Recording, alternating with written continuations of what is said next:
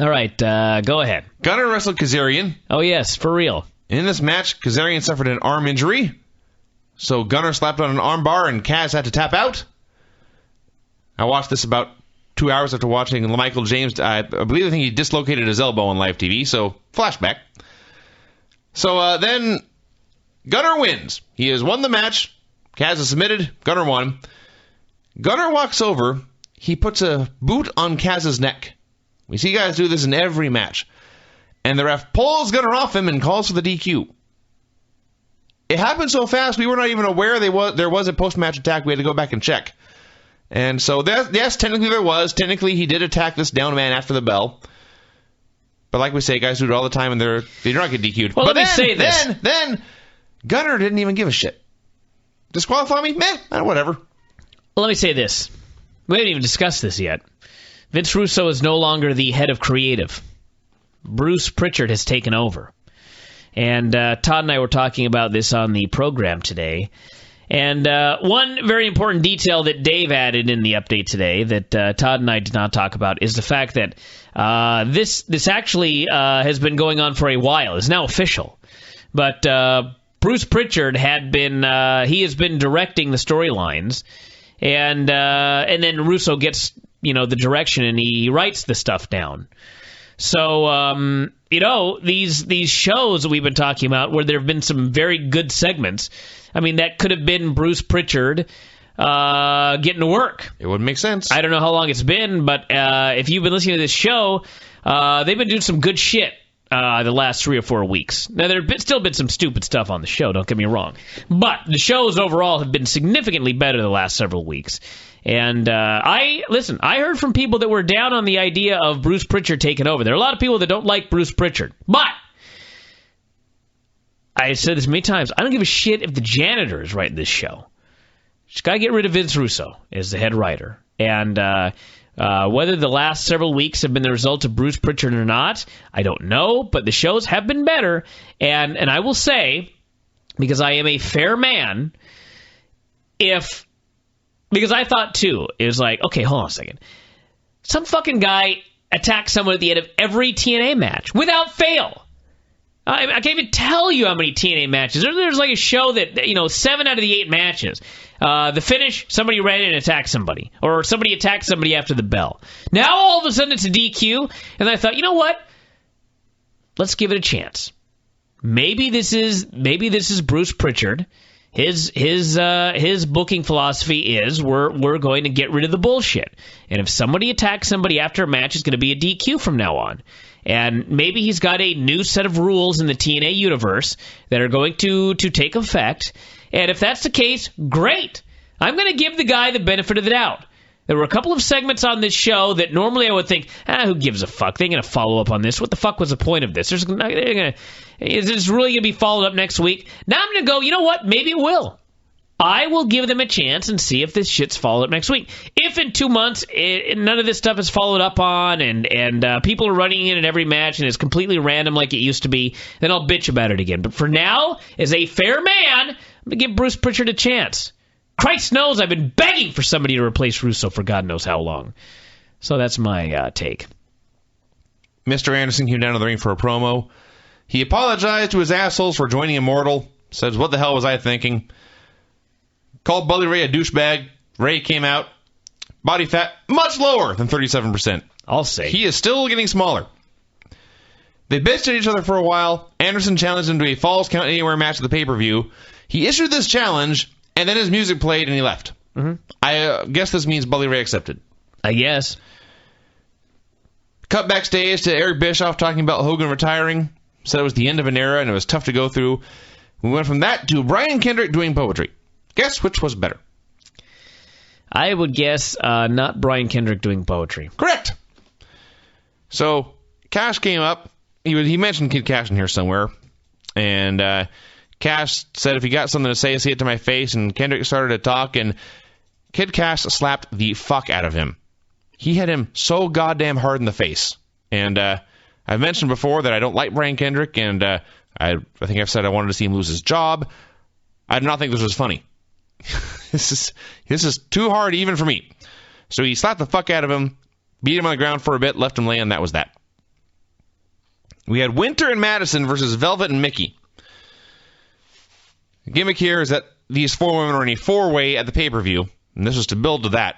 So you would think, okay, it's a 4-way, so neither team will get along here, and then someone will pin Winter to set up, the champion is at a disadvantage going into the end of the match, you would think. What happened was, Angelina's at ringside. She trips Winter on accident, which is not as bad as it sounds. It made sense in the spot. And this led to Madison pinning Velvet. Yeah. So the heels screwed up and were incompetent and cheated against themselves, and the babyfaces were even more incompetent and could not even capitalize on this error and ended up losing anyway. This was the first thing on the show that I thought, this sucks. Yeah.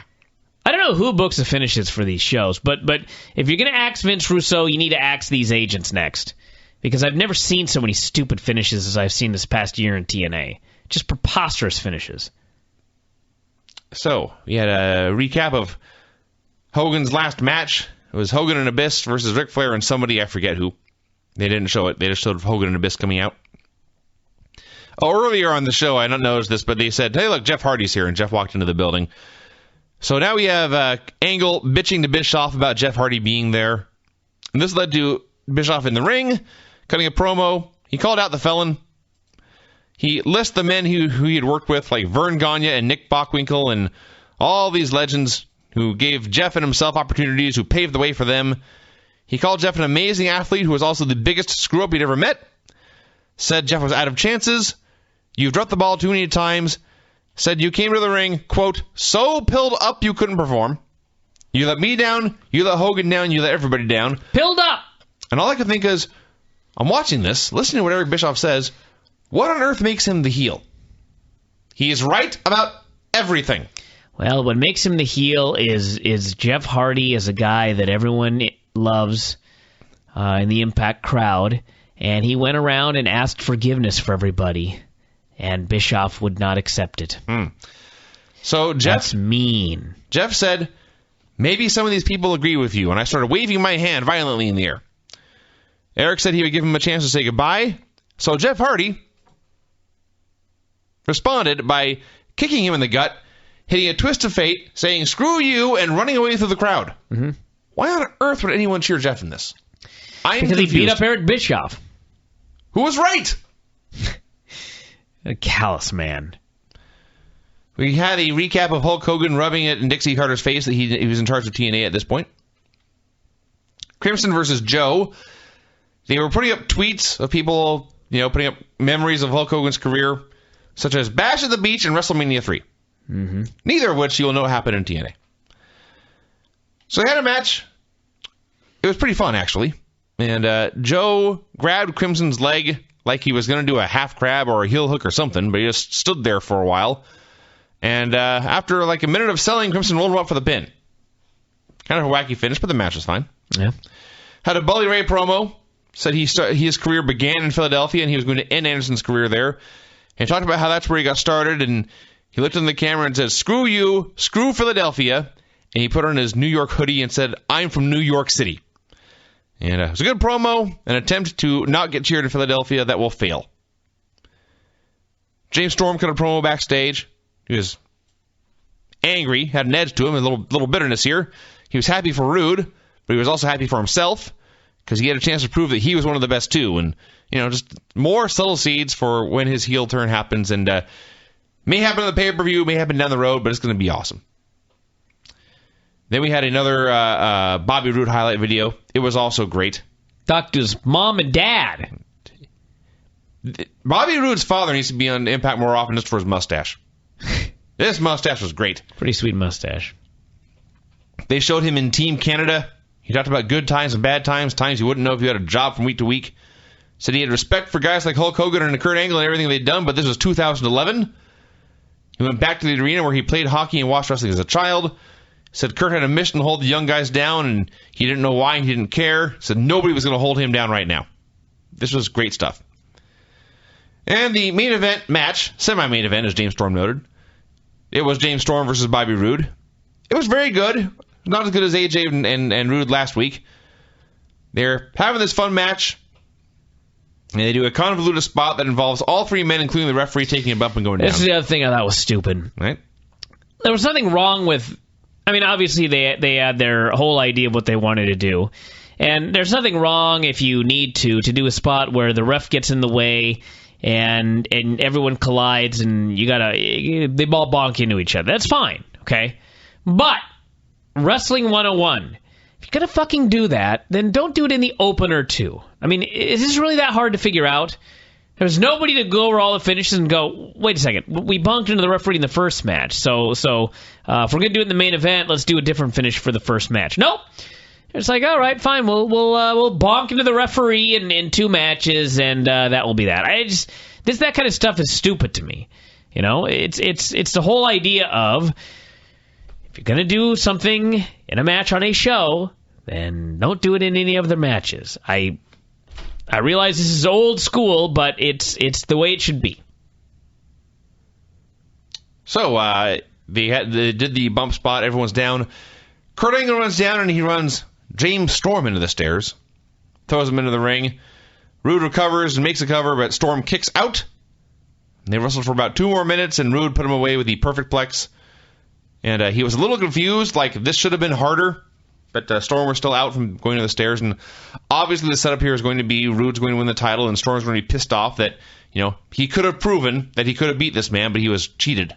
So, can you imagine in ICW if Tim was going over all the matches and he noted that in his match, in the main event, there was going to be a deal where the referees bonked into the wrestlers bonked into the referee. And then, would you ever go up to Tim afterwards, and if you were in the opener, go, me and Pimp are going to do this spot, and we're going to bonk into each other and the referee? Hell no. You know what he would do if you said that? He'd start beating you right there with his cane. Or a chair. Sure.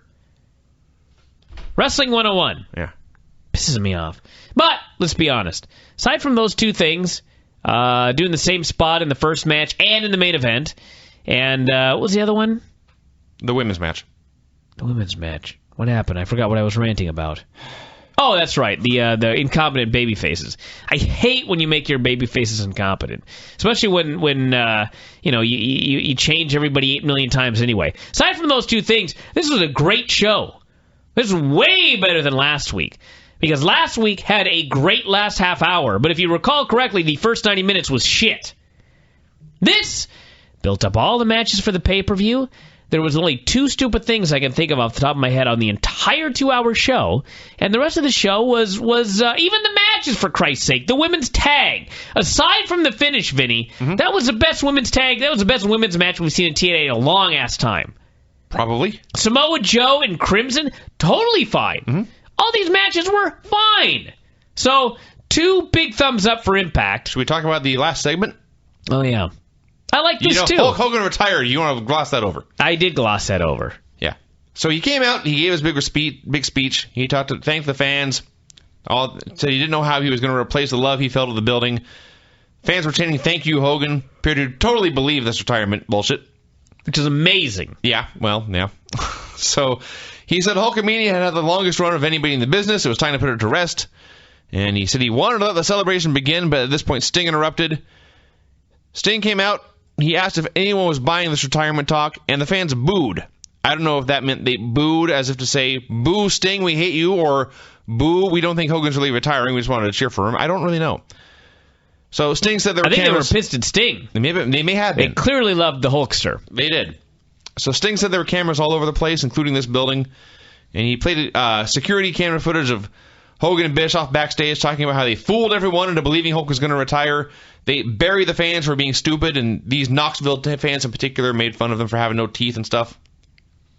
And finally Hogan cut him off, and the fans were standing, and they were into this, but they were not clapping. They were just standing, staring, and they had to pipe in boo noises. Well, they sounded like they were pissed off when that video came in, and apparently from the live reports, the fans were super into the Hulkster, and when they aired the video of him burying the fans, it wasn't even so much that the video was about him admitting he lied, or catching him in the act that he was lying about this whole thing, but he comes out for the beginning of the speech, and he's like, "I knew I get this kind of reaction here in Knoxville, and everyone's going, yay! And then they show the video of him in cahoots with Bischoff talking about how it's all bullshit. And on top of that, he's like, these slack-jawed yokels here in Knoxville, these toothless inbreds. Yeah, and then they were pissed. All right, there you go.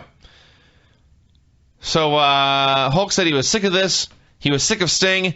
He said he was never going to wrestle Sting, but he would fight him. And if Sting could beat him, he'd give the company back to Dixie. And as soon as he said this, he stood straight up, his eyes open wide, and he put his hand over his mouth as if to say, "Oh shit, what did I just do?" Sting said, "That's all I want. Ta-ta for now." And he left, and the music played, and the show ended. I thought this was one of Hogan's best performances in a long time. He was great here, actually, yes. Hulk Hogan was goddamn awesome here. He came out, he did his retirement speech, listen, he was good enough that these fans believed it, you know? And he's talking, which is just preposterous given the speech that he gave. I mean, given that it's 2011, he hasn't retired yet. Well, me personally watching this, it's like, okay, you're coming out here, you don't look all that sad, you're all upbeat about it. I mean, you ain't really retired. Your family's not here. Yeah, exactly. And Brutus isn't here. I just was sitting there watching, thinking, I cannot believe a single one of you fans believes this. But they were into it. Mm-hmm. And he did a great job. He did his great Hulk Hogan babyface promo. They're all going nuts for him. They're going nuts for this guy. And then when he got called out, he got all pissed off. He turned fucking beet red. He started screaming at Sting. I mean, he was beet red screaming at this guy. I hate you. I hate you. I'm sick of this. I refuse to wrestle you, but I'll fight you. And he's all red and spittles flying everywhere. And then he goes, and if you win, you and Dixie can have this company back. And he pauses, and his eyes grow wide, and he covers his mouth, and his eyes dart back and forth in a guilty manner. And oh my God, I can't. I mean, it's total, it's total pantomime. It's very hokey, but it's great. It's hokey, over the top, cartoon, professional fucking wrestling. And people worry too much about this real fake bullshit. Okay. Is it entertaining? Yes. Is it fun? Is it wacky? Did the heel get foiled? Hogan was awesome here as a guy that came out and he was full of shit and he was putting over the fans, and then he got caught with his hand in the cookie jar and he flipped out on everyone and yelled and screamed, and then he said something stupid. Why? Because he's a heel. Because he did something dumb without thinking. That's what heels do. And now he's got to have this match with Sting. I just thought this whole thing was great. I thought they did a great job with it. So, 2 thumbs up. 2 hang loose pinkies up as well. The show was great. And, this show was so much better than Raw, it's not even funny. Oh, God, yes. This show was Jesus, yes, awesome compared to Raw. Well, actually, until Impact, even after Impact ended, I thought their pay-per-view was this Sunday. I just had my dates wrong. But after last week's show, I was very excited for Roode versus Angle, and I was certain, thinking this was the go-home show, I was certain they were going to fuck it up. When it was over, I'm even more excited. Yeah. They have one more week, guys. You can do it. That's right. Just don't fuck this up. That's right. I am looking very forward to see Bobby Roode wrestle Kurt Angle for the world title. Don't make me hate it. I don't think they're going to make you hate that one. And the booking that they did for the contract signing is simple and by the numbers. So I am bullish. 30,000 buys, everybody, for Bound for Glory. And we'll see. Maybe after the go-home show, I'll even bump it up to 35. But that would be... that would be more buys. If they did 35,000 buys, that would be as many buys as they have done in the last 5 months combined. That sucks. Think about that, everybody. So anyway, this was... what was great about this? A lot. Let me say one more thing. This was great because, Vince Russo has always been about the ratings. and the pay-per-views are always secondary. I got to build up ratings. That's why there was a point where TNA was doing 25,000 buys every single month, and Russo in all his glory has brought it down to 7,000 buys a month. Think about that. 7,000 to 8,000 pay-per-view buys every month. That is... I can't even tell you how horrible that is when you have a 1.5 million viewers watching your show every week, that you can only get 8,000 of those people to buy your pay-per-view. But the point is, if this show does 30,000 buys, not only did this show do 30,000 buys, not only did this show do more buys than the last 5 months of TNA pay-per-views put together, but the last several shows have been the best TNA shows in a long, long time. Because, you see, if you're not a complete fucking moron... Impact started the way every single Impact of 2011 has begun. Somebody came out, and they called somebody else out to the ring to join them. Just once, can we start with, like, a match or something? No, of course not. Kurt came out, called out Bobby Roode. Fans were chanting next world champ. Kurt said that Roode had beaten everybody. He'd beaten everyone in Fortune over the past couple weeks, but he said he was not Kazarian or AJ Styles or James Storm. He was Kurt Angle, the greatest wrestler who ever put on boots. He won a gold medal. He won world titles everywhere he went, and he dominated Impact for 5 years by himself, he said. Conveniently forgetting the whole main event mafia thing. Said at Bound for Glory, he would prove he was the greatest wrestler of all time. He offered a handshake, but Roode grabbed his own mic. He talked about what it took to be a champion. Said the man with the bigger heart will survive. Talked about Kurt winning a gold medal with a broken neck. And he wanted to find out who had the biggest heart. And he proposed a unique idea, a one-on-one wrestling match. Angle accepted. He went to leave. And then he stopped and said, oh, by the way, you have one more tune-up match tonight against Gunner and Jeff Jarrett in a handicap match. It was a fine segment. And the most notable thing I got out of it is that Kurt Angle appears to be growing a pencil-thin mustache. That's my... Men were fighting backstage. Was Rob Van Dam, AJ Styles, Chris Daniels, and Jerry Lynn. After commercial, the four-man brawled down to the ring and it turned into a tag match. Pretty fun TV tag match, all sorts of big moves. Rob Van Dam hit a monkey flip on Chris Daniels that Daniels may still be in orbit after this one. So the finish was... AJ was about to finish off Daniels, but Jerry Lynn made the save.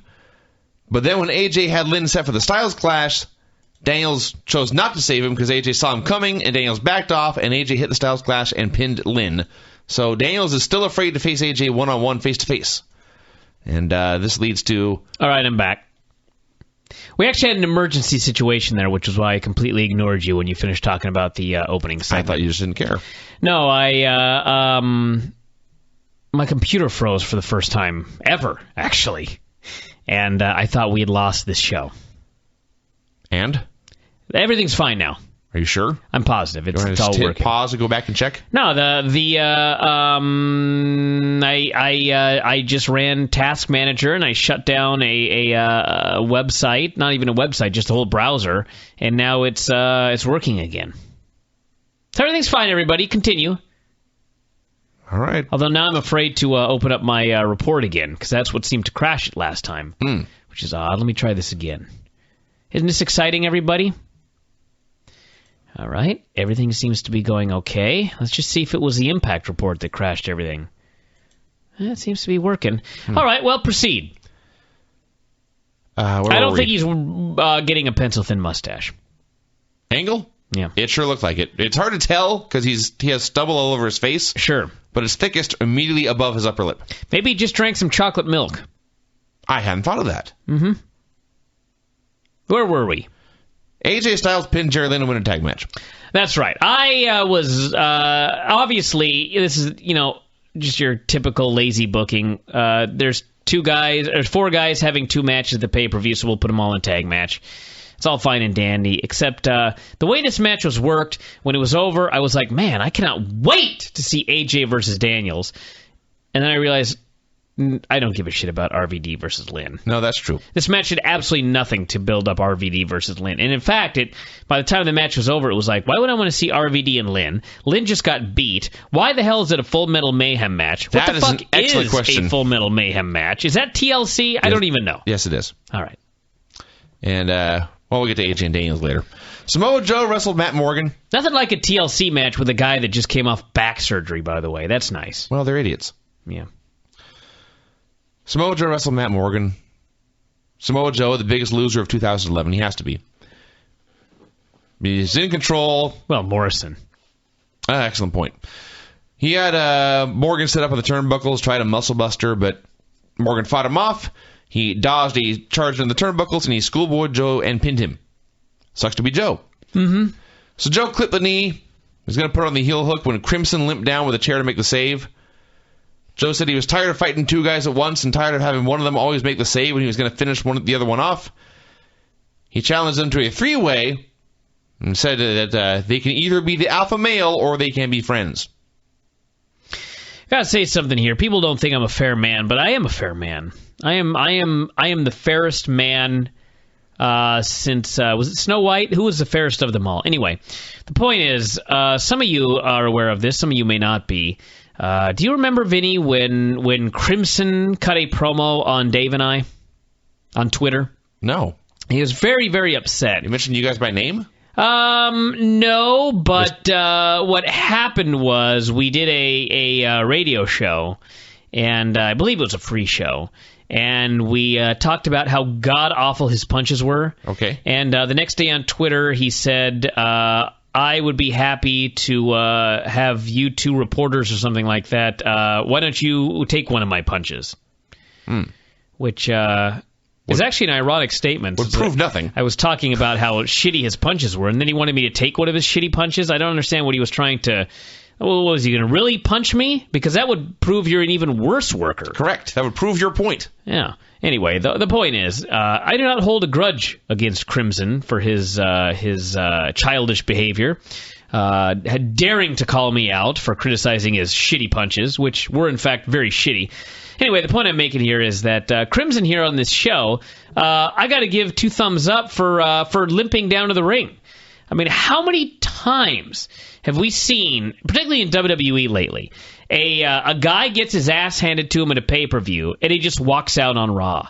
None the worse for wear. You know, Hunter just did it a couple of weeks back. You know, he was in this supposed war with CM Punk, and then he just comes out none the worse for wear the next night on the show. Here's Crimson that got his leg hurt last week, and now he limped out on the show this week, so good for him. And he's been cutting good promos lately. Sure. With that said, his punches still suck. I haven't even watched it. He didn't punch anybody here today. It was fine. They aired a commercial for a Best of Jeff Hardy DVD.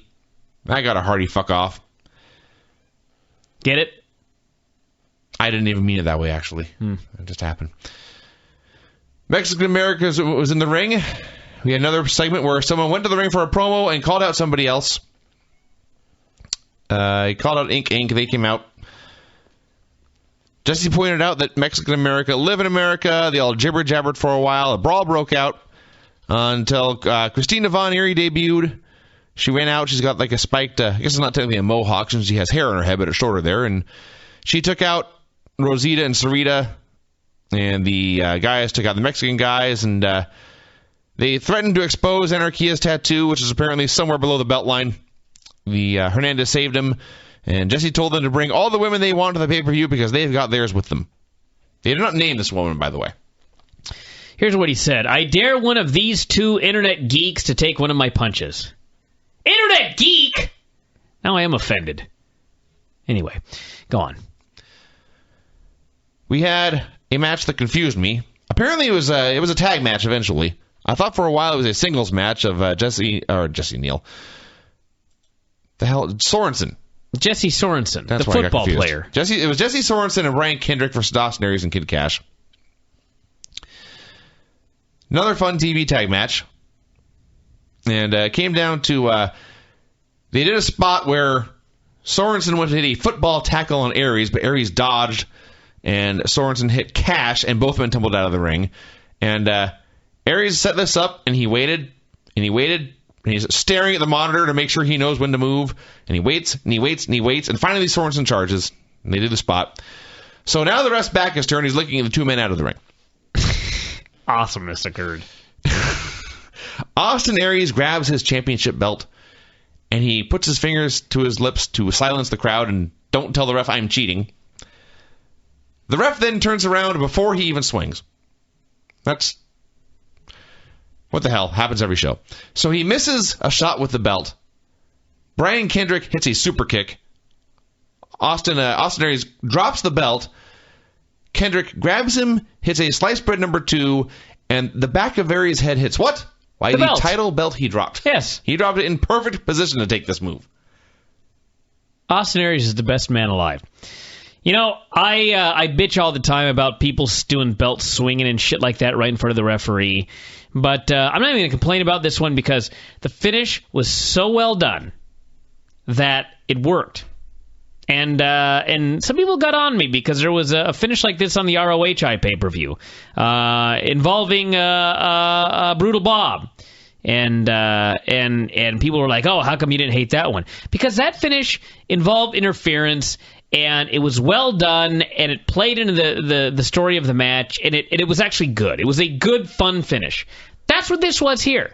I don't even care that he swung right in front of the referee. He swung, he missed, he dropped he took the super kick, and as he is doing a spit spot, essentially, he throws the belt in exactly the perfect position so that when he gets hooked and hit with this move, he lands back of his head on the belt. It was fucking a thing of beauty, this finish here. So 2 thumbs up for the finish, 2 thumbs up for Austin Aries. Even Kendrick was good tonight, although he's now running around with no shoes on, which, number one, when you're a small guy, it's actually, personally, I wish I'd never had to wear boots because you move better. If you're a guy that, relies on a little bit of acrobatics, it's a lot easier without shoes on, particularly if you were a gymnast when you never had to wear shoes. But you also are shorter, number one. And number 2, the only time I ever worked without shoes, I, of course, broke my little toe. So don't wrestle without your shoes on, everybody. But Bryan Kendrick, I'm sure at some point will learn that lesson. This was fun. Velvet, Mickie James, Winter, and Madison Rayne all came to the ring for a discussion, a verbal debate. Angelina was out there with Winter. Karen Jarrett and Tracy Brooks were out there with Madison. And it was actually Karen doing all the talking. She said nobody wanted the women on the Bound for Glory card. It was their biggest show of the year, and it was for classy people, and no one wanted the women there because they were, quote, 5 and dime street-walking hoes. Mm-hmm. Mainly, she said, Velvet. She said Velvet drew a crowd that was the scum of the earth, the bottom of the barrel, and pathetic losers. She called herself a role model for the female race. Velvet finally said, what just happened? I was scratching my back. With the mic? Well, the way I moved, I hit it with my shoulder. All right. I apologize, everybody. Okay, I pulled a Vinny. I cannot throw stones on this one. I just want to know what happened. Velvet said, you'll respect me when I win the title. Karen said that would happen over her dead body. At this point, Velvet shoved Karen and Tracy, who was, of course, Karen's assistant, against her will. She had gotten on her hands and knees behind Karen, and that tripped her up. This resulted in a brawl breaking out. The women all came out in high-heeled shoes and boots, and most of them kicked their footwear off. Angelina had these high-heeled giant boots on she could not kick off, and just being grabbed and thrown through the ropes out of the ring nearly killed her. So that was scary. And they brawled for a while, and nothing happened. Fine review. Let me add some insight into this, since that's what people pay for on this program. How dare you? Karen is an awesome heel, and the people hate her, and this was a great promo. Unfortunately, it is not Karen versus Velvet at the pay-per-view, so I was left befuddled. How's that for insight? Much better. Mm-hmm. AT was backstage bitching about how he and Daniels used to be best friends, and now their wives aren't talking and their kids can't play together. Well, I should hope so, honestly. This is not like a dispute over an unpaid dinner tab or something. This is 2 men who have been violently attacking each other. I would stop my children from playing with his kids, too. So as he's bitching, Daniels attacked him, choked him for a while, and vowed to make him say I quit on Sunday, and I think this was the official announcement they are having an I quit match. Doesn't AJ live in, like, the Carolinas or something wacky? Where does he live? He's hailed from Georgia. That's right. Georgia, that's right. And Daniels is from L.A. Are you implying, Brian, their kids may not actually play together? That's what I'm suggesting here. How often are their kids... Something's fishy. Maybe the kids aren't hanging out because you guys fucking live 2,000 miles away. You ever thought of that, AJ? I did like how when Daniels is choking him with the chain, he goes, I could finish this right now. And I'm like, what, kill him? Murder him, yes. The fuck? On camera. Yeah, it was fine. It was fine setting up a match with stupid stips. Mr. Anderson versus Scott Steiner. Bully Ray was at ringside. At one point, Anderson made a cover. Ray pulled him outside, so Anderson just clotheslined him, got right back in the ring, the match continued. I got to talk about this finish. Okay. Earlier tonight, we were talking about the deal where the dude swung the belt, had missed, and how many times on this show have we got into this discussion? Every time I say, so-and-so swung the belt right in front of the referee, and that's the tone of voice I use when I say it, right in front of the referee, and it was not a DQ. People on the board always say, well, Brian, he didn't hit anyone with the belt. And, of course, I bring up, so I can bring a loaded firearm into the ring and threaten a man with it. And that's not a DQ until I actually pull the trigger. And actually, that's not a DQ either if I miss. If I shoot at a guy with a gun and I happen to miss, it's okay. But if I have a shotgun, for example, and I blast him, then it's a disqualification. I'm disqualified from the matchup. Anyway, people are like, you got to hit the guy for it to be a DQ. Well, in fact, motherfuckers, in this match, Abyss came down to the ring. We'll get to that in a minute, by the way. Abyss came down to the ring with a fucking giant chain. And Steiner held Anderson so that Abyss could hit him with a chain. Abyss swings a chain, Anderson ducks, and Abyss, with a chain wrapped around his fist, cold cocks Scott Steiner right in the fucking face, right in front of the fucking referee. Do you, dear listener, think this was a disqualification? The answer, in fact, is no. Of course it wasn't a fucking disqualification. So fuck TNA. I hated this whole thing. This was back to TNA being bullshit again. So anyway, they... So to play devil's advocate, in your mind, Scott Steiner should have won via DQ. Sure, or just throw the fucking match out and call it a no contest. That makes more sense. All right. Jesus Christ, if I jump the fucking cage and hit someone with a chair, you think they're just going to let the match continue? There was a boxing match where a guy with a fan hit the ring, and once they got that cleared out, the fight continued. This is not okay, everyone. Not okay. And by the way, on that subject, where in the fuck has Abyss been? That's actually... The answer is he's been in Mexico. But in the world of TNA, where's he been? No mention. He just suddenly came out all of a sudden for, like, no reason. Yeah. This segment, let's just pretend this segment didn't happen, because I'm not really all that down on TNA right now, especially after Raw. But this goddamn segment sucked. James Storm was pondering life backstage. Oh, one more thing about that last segment, though. Mm-hmm. So they beat up what's his face? Yeah, we didn't get into the whole thing. There's a lot more. They beat up Anderson after he pinned Steiner, after Steiner's been hit in the face with a fucking chain right in front of the referee. And then all the Immortal run down, and they start screaming at Abyss. They jump him. Anderson is just gone. You know, he went to the back. And they beat the hell out of Abyss. They pound on him, they stomp on him, they grab a table, and they're about to put him on a table, and who should come out to make the save but Mr. Anderson? Where had he been? He left. Did he go backstage and take a piss? Maybe. He walked backstage when this occurred, and then decided to wait a good 45, 60 seconds before he decided to run back out. What were you doing back there? Maybe he was signing autographs. This segment was atrocious.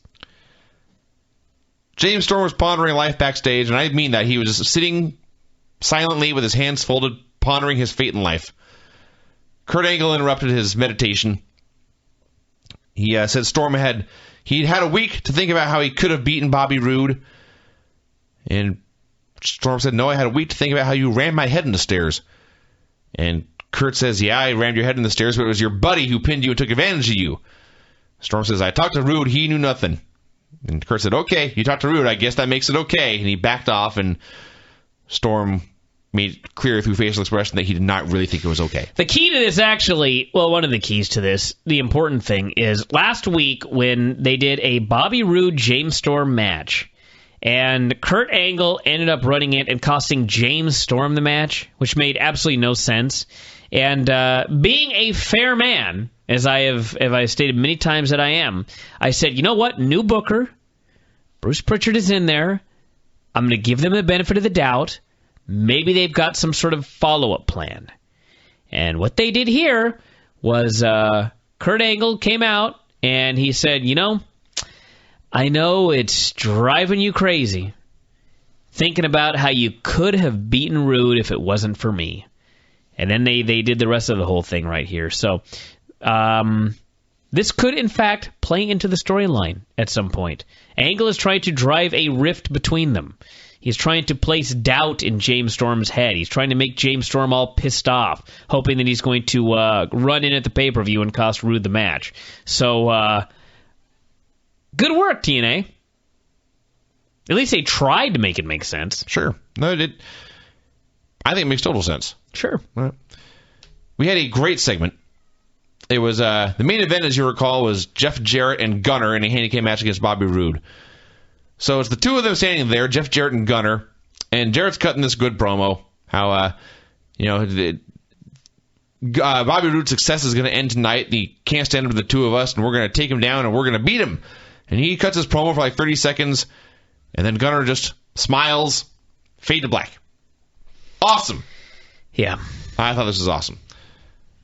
We got another Bobby Roode video package talking about how people identify with him. He's just a hardworking guy. He said guys had come and gone from different companies, and older fans knew the older guys, but it was time for a fresh face. And then we got Kurt Angle's side of things. He said Roode was the one with pressure on his shoulders. He said Bobby Roode had a lot to prove, whereas I've already proven everything.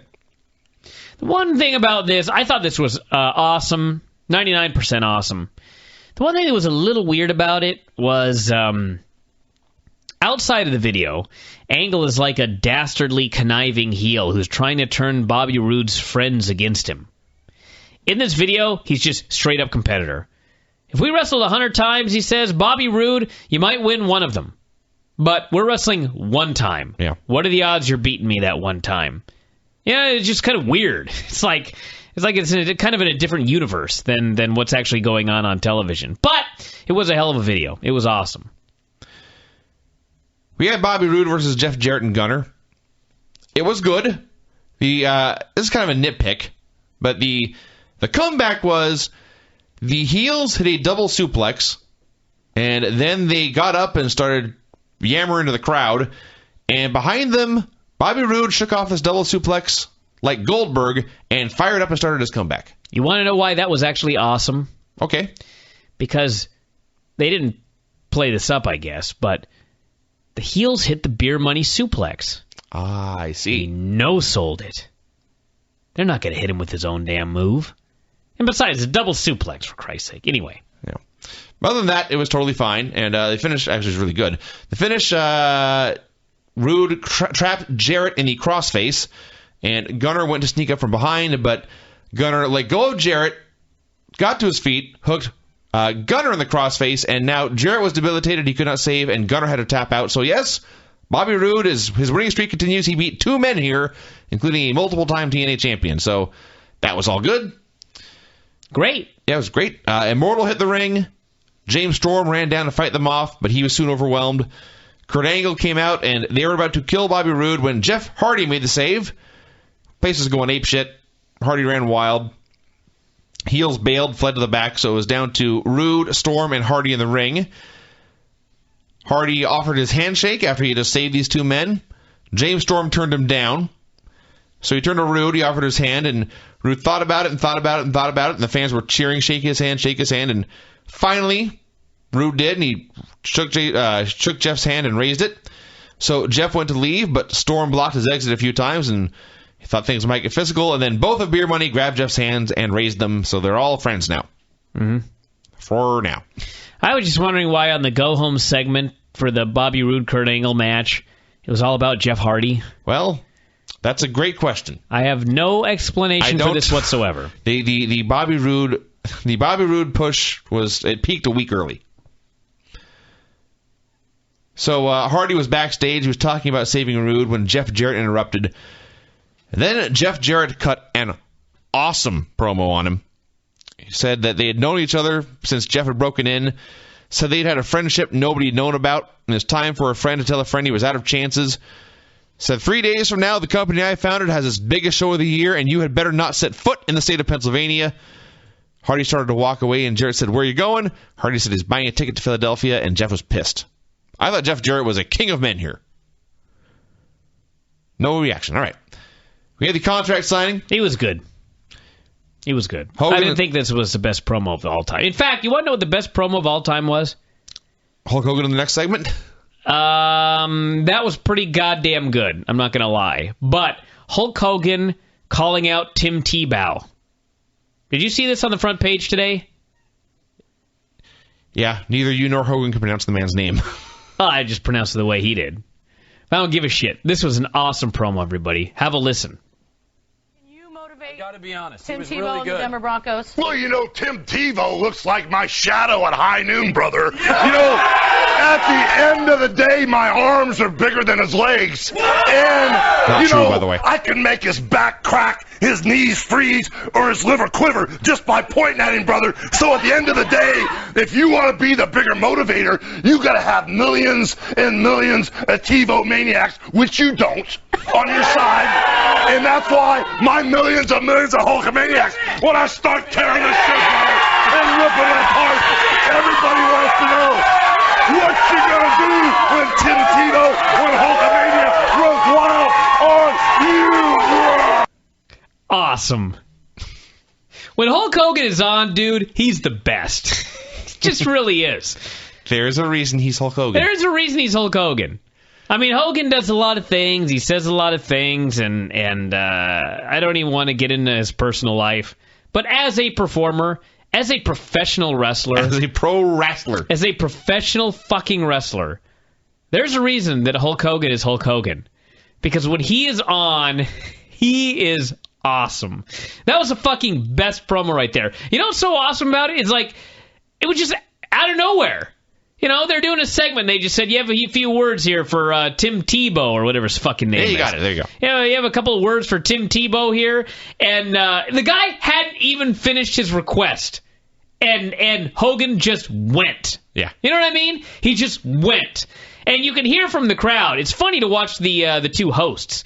Because one of the hosts is like pacing back and forth, and he pops the question, so to speak, and all of a sudden Hogan just explodes, and you can see the woman next to him, her eyes grow wide, and she just backs off, like, holy fuck, what's going on here?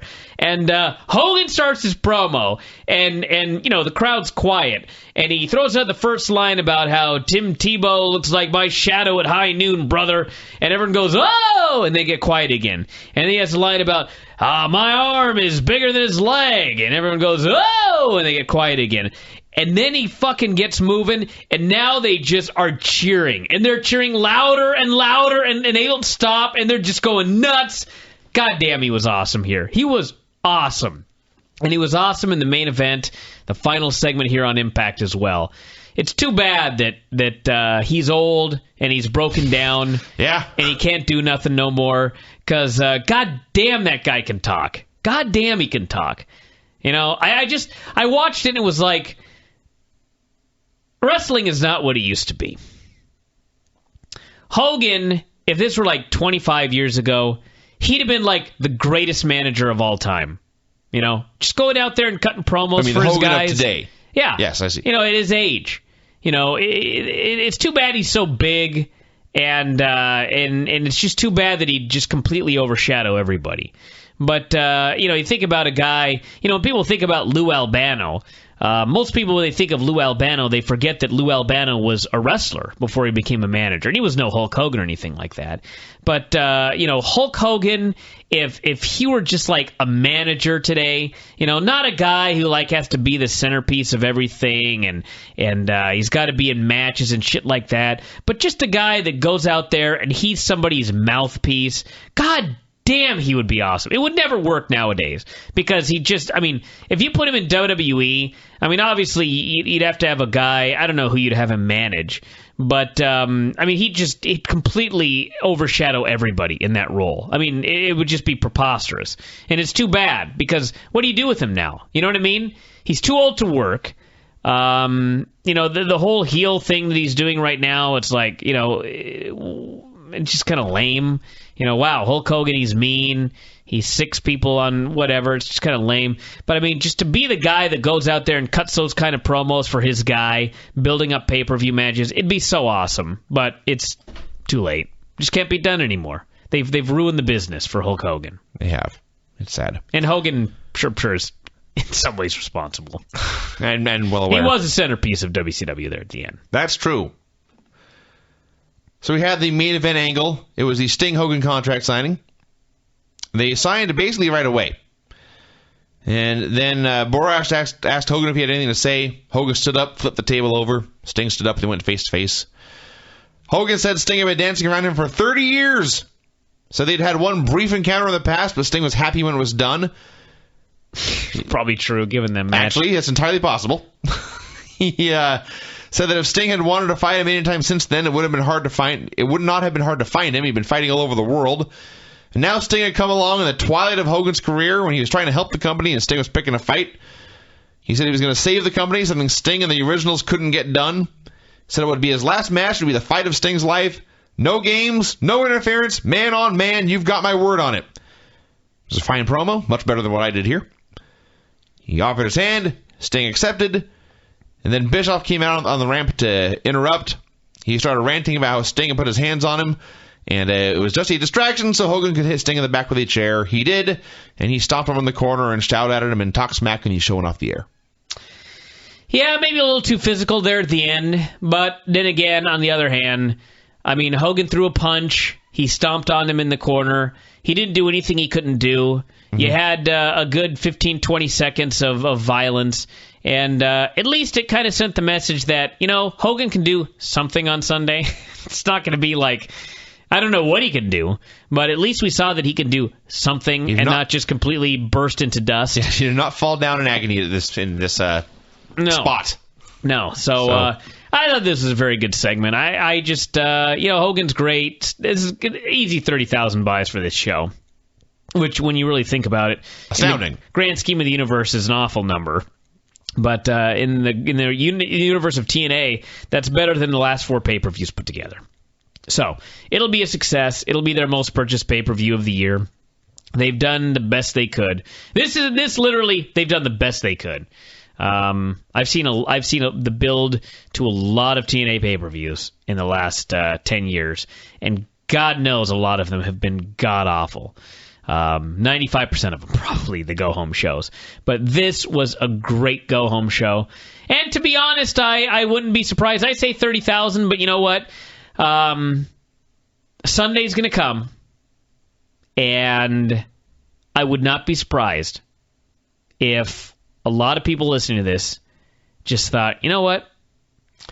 It's maybe Hulk Hogan's last career match, and it's Hogan versus Sting, and they're going to kind of feel like little kids again, and they're going to buy the show. So if in the end I hear that this show did 45,000 or even 50,000 buys, I'm not going to be blown away. I'm not going to be stunned. Right now, doing this show, I don't think it's going to happen. But come Sunday, I may change my mind. So we'll talk about that on Wrestling Observer Live. All right, before we go, and by the way, the answer to the question, they did not fuck it up on the Go Home show. So way to go, TNA. That's true. That's next to the point. Way to go, TNA. Let's talk about the TNA pay-per-view. Sucked. Really? I thought it was fine, except for the main event finish. It was, by the standards of TNA shows, it was pretty average. The only thing I really hated was the women's 4-way. So it couldn't have sucked that bad. Yeah. But the finish sucked. Yeah. You do know what they did today, don't you? I'm aware there was a development in the story. There was a development. And, it's funny. Everybody, spoiler alert, not that anybody really cares about TNA spoilers, but there are people on our board that are expecting me to rant and rave about the fact that they made James Storm the champion. Why in God's name would I rant and rave about that? I'm the biggest James Storm fan around. And, listen, Bobby Roode should have got the title on Sunday. They built it up for so long that a lot of people bought that show because they were expecting to see Bobby Roode elevated to championship status in WWE. Or TNA. Or whatever. I got a lot of letters. There were a lot of very, very unhappy people that they paid their money and the title did not change hands. And it did make Bobby Roode look like a dork. Which, like I said Sunday, if Bobby Roode is not the guy, if you're like Hulk Hogan and you believe this guy is not the guy, fine. Put the title on him.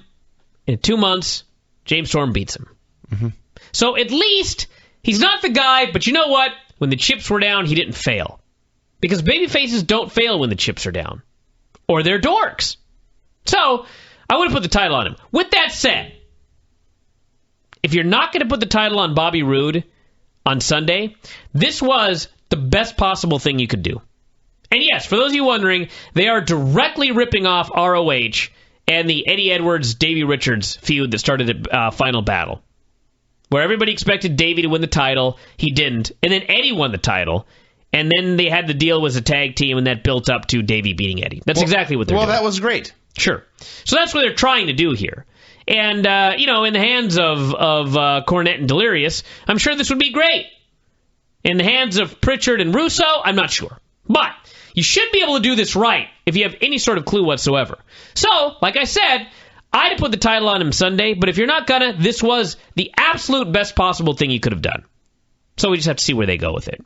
But, boy, were people pissed off. The letters I got on Sunday night from fans. Yeah? Oh, my goodness gracious. Yep. I was more just gobsmacked than anything. Like, I just thought, really, you're that dumb? You built this up for so long, and then... But it wasn't even... to be honest, I can't say it wasn't TNA's fault, because it was a Hulk Hogan call, but they could have overruled him. But they didn't.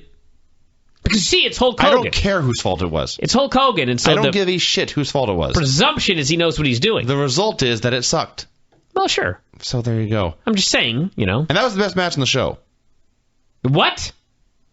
I thought the Austin Aries match was much better. No, that was actually good, too. But, yes, I don't know. I don't got much else to say about this, except Hulk Hogan, immobile and virtually crippled, is still fantastic at being Hulk Hogan. Mm-hmm. Even though his face turn made absolutely no sense. Nah, I didn't mind it. Sting beat him up, Sting beat him in a match. His friends beat up Sting, and then he decided to help Sting. Well, losing a match made him have a change of consciousness? Sure. The right word? Change of morality? He had a change in consciousness, yes. He became unconscious. Okay, that was not the right word. But yeah, there was a women's 4 was a mess. You know what? It didn't make sense. Who cares? I don't want to talk about this anymore. I'm done. It didn't make sense, but let me tell you something. I would have probably hated it with any other people in the entire world. But Joker Sting on his knees going, please help me, Hulk. It's like, I don't know. It's so wacky. Well, and then, for some reason, and again, in this case, I don't care why, Hulk Hogan looks to the right. Hulk Hogan looks to the left. Yes. And everybody starts to cheer. He is still the absolute best in the world at being Hulk Hogan. And you want to know what? In a way, it makes sense. Sting asked for his help, and Hogan looked left, and Hogan looked right, and the Hulkamaniac started to go nuts. And the Hulkster remembered what it was like to be Hulk Hogan, the real American hero. And he looked left and right again, and they started going even more crazy. And then he started shaking his fists, and they were starting to get on their feet and stomp up and down. And then it was just, he couldn't take it anymore. He had to be the old Hulkster again. And he ripped off the shirt and they went nuts and he made his big comeback. Hot damn! It was great. It was the best part of the show. It was great. You know, if it's his last match, it's what the heel does at the end, you know, in every story. At the end of the day for the heel, he sees the light and he makes the big comeback. It's just like Darth Vader at the end of Return of the Jedi, you know. He's done for, but goddamn it, he's going to save his son before the end. And Spoiler! That's what Hulk Hogan... Spoiler alert! That's for those of you that haven't watched the Blu-ray. That's what Hulk Hogan did here. And like I said, anybody else, it didn't make a lot of sense. But you know what? Hulk is so great at being Hulk, and he pulled that off so perfectly, and the people wanted to see it so bad. And like I said, you know, hopefully it is his last match. So this was his last chance! So I was fine with it. Vinny, you got to think about what we expected with that match. That is true. I expected worse than we got. That is certainly true. I expected it to be the worst match on the show, and I knew the women were having a four-way. I didn't think that he could do anything. Yeah. And quite frankly, he couldn't. He did nothing he took very three well. bumps. He did nothing very well. When the show began, Chris Rising was over here. He asked us, do you think Hulk Hogan will take a bump tonight? I scoffed. Scoffed! Well, I did too, because I didn't think he'd be that stupid. He took 3 bumps. But you know what? Hope he's okay. I even hate to say this because I know some people are going to interpret it badly, and I don't really mean it like this, but I did think when I was watching Hogan sometimes gets in his mood where he wants to bury all the young guys today, and he starts talking about how these young guys just don't know how it's done. And when I watched Hulk Hogan out there being unable to do a goddamn thing, and when he did his Hulk Hogan thing at the end, that got the biggest pop of the night. And there were people on our board asking, was that the biggest pop in the history of TNA? That's saying something, everybody. That guy knows how to get everything out of nothing. Yes. And very few people know how to do that. Now, does that mean Hulk Hogan should be on top? No. Fuck no! He got to try to push Bobby Roode and all these young guys. But he does have a point. That it is true, the young guys today could learn something from Hulk Hogan and how to get more out of less. Because boy, did he ever on Sunday night. Never have you seen a man get more out of less. So I thought that whole thing was great. But I don't need to see him wrestle again. And the main event finish was stupid. And goddamn if that wasn't ever the worst women's match in a long time. That match sucked. What did you rate that match? I believe I actually closed my notes. Usually, after I watch a show and you say, let's not talk about it, I get upset because I figure I have wasted time watching it then. Today, I do not care. I don't want to talk about any of this. TNA pay-per-view open. Do you really want to talk about SmackDown? No. I don't want to talk about any. I don't want to talk about any of these shows we watched. They all sucked. I had the women's three-way at -3 stars. Wow. I only had -2. I will just read. I've forgotten everything about it already. I will simply read what my notes say. It was Winter versus Velvet Sky versus Mickie James versus Madison Rayne, for those of you who give a shit. I should add, it came after a horrible segment with Garrett Bischoff and Jackson James, which put me in a foul mood anyway. So, Taz says Velvet gets the crowd, quote, aroused. Madison uses an object the announcers cannot identify. A napkin or something. Winter breaks up a Madison pin. Heels bicker. Karen orders them both to tag out. Karen refuses to count their pins, so why are they even wrestling? Now all 4 women are in the ring. What a pile of bullshit this is. This is getting beyond zero reaction. It takes about 6 years, capital letters, to spit blood into Karen's face. Mickie with a DDT, no ref. Tracy arrives. Quote, and I have no idea who I'm quoting. What the hell is going on here? Indeed. Velvet hits a wacky X Factor. Tracy counts the pin, and Velvet wins the belt. All capital letters. Do not cry, you. She didn't. She didn't. And by the way, I was sober when I wrote this. Oh my. This is the thoughts I have watching TNA. Vinny, someday when you have children. Oh, interesting. What? I was waiting for you to say I'm never going to have children, and you didn't. Oh, no, I was going to let you finish your thought. Uh-huh. I do not plan on having children, but you go will ahead. someday. Someday, your children are going to go on Wikipedia. They're going to find out you were a wrestler. Actually, I think your Wikipedia was disabled. They'll go online and find out that you were a wrestler. and they're going to say, Daddy, show us one of your matches. And you're going to be able to bust out Bryan and Vinny, the Battle of the Empire on DVD. And you're going to be able to show them the match where you won the YWF heavyweight title, beating me clean in the middle with a reversal of a figure 4 leg lock. And you will not be completely embarrassed, especially after the part where you throw me into the kiddie pool. Imagine Velvet Sky someday, when her kids go, Mommy, we saw on your Wikipedia that you once won the TNA Divas Championship. Can we watch that match? Imagine what she's going to have to show those little buggers. That bullshit that we watched on Sunday. That's a sad thing. That's why she didn't cry. She should have cried. It's, I don't know if it's better or worse, but Bret Hart's first world title win over Ric Flair was apparently so bad they had never put it on any DVD or anything. I don't know if that's actually true. I think Bret himself has said this. Really? Because I've seen that match and it was not horrible. It was not great. I think I do recall Bret really hated that match, but it was not a horrible match. It was a fine match. It was better than this. That's true. Impact opened with the longest promo of all time. No. No? Actually, you know what? It may have been the longest sustained interview segment in history. I would be stunned if it was not. It went 39 minutes. Yeah. I'm not kidding. 39 minutes, everybody. This interview segment lasted for 39 minutes. There may have been other shows where there were more continuous minutes of talking, but this was essentially one giant segment. It was one giant segment. People just kept coming down to the ring, and they just kept talking. The segment never ended. It had commercial breaks. Well, it ended in 39 minutes. Well, sorry, it eventually ended. I want facts on this show, Vinny, not speculation and exaggeration. You have the wrong co-host. Go ahead. Sting came out. Joker Sting's dead. He's in fact, makeup Sting may be dead. He's wearing designer jeans, a fancy T-shirt, sunglasses, no makeup. It's so wacky. Seeing him as a normal human now. It's just so funny. It's like, so why do some days you dress up in Sgt. Pepper outfit with Joker face paint on, and on other days you come out in jeans and a T-shirt and sunglasses? That's kind of wacky.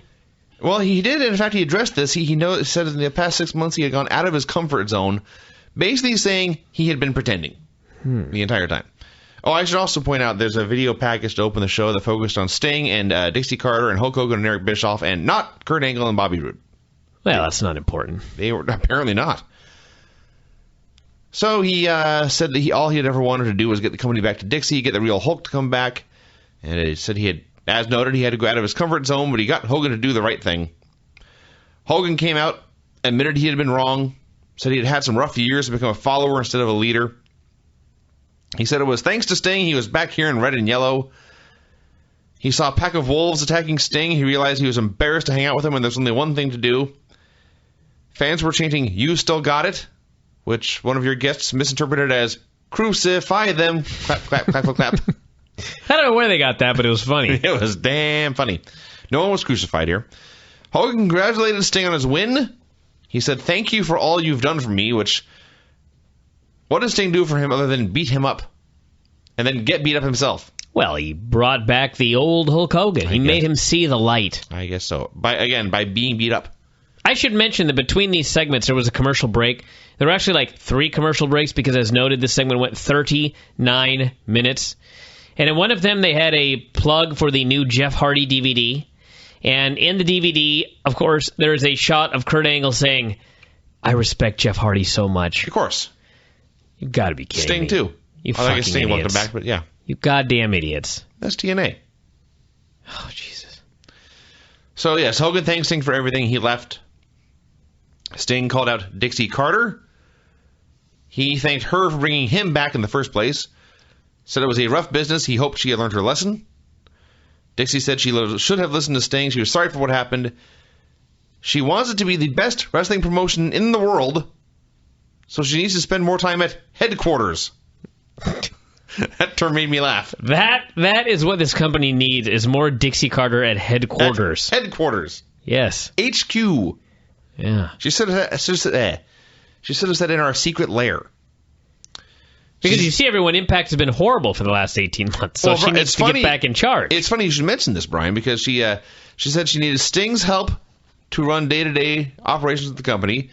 She gave him full authority to run the show, and then she said they need to turn this thing around. Mm-hmm. That's all anyone ever does as TNA, is talk about how much it sucks.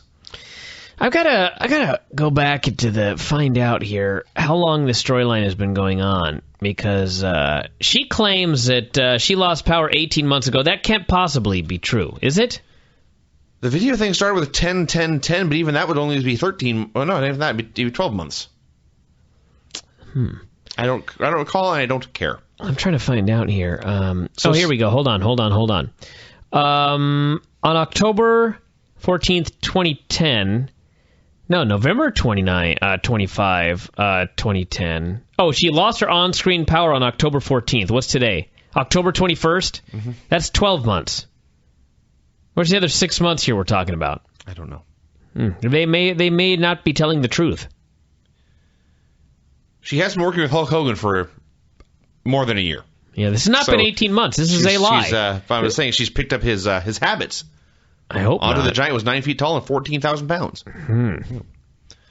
So Sting and Dixie had a hug, at which point Mike Tenay said, "Wow, what a great moment it is." That's what he said.